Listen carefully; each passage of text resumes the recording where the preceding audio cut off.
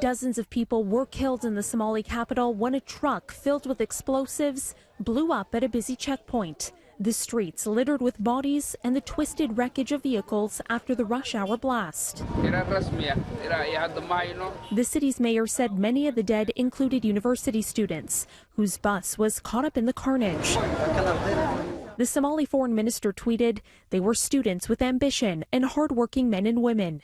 Turkish officials said 2 of its citizens were also killed.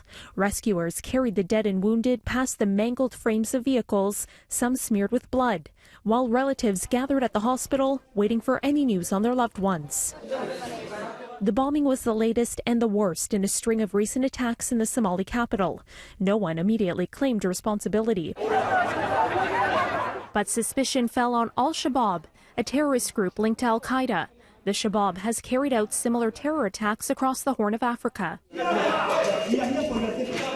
In January, Al-Shabaab militants armed with guns and explosives burst into a hotel complex in the Kenyan capital, killing more than 20 people. In July, the group claimed responsibility for an attack on a hotel in Somalia. Among the dead in that attack, a prominent Canadian Somali journalist, Hodin Alea. Somalia has struggled to banish violent extremism since 1991, when its dictator was overthrown. Now, according to the United Nations, Al-Shabaab is responsible for the highest number of attacks against civilians in the region. The UN says the group now also makes its own explosives, expanding its revenue base. For City News, I'm Caryn Ceolin.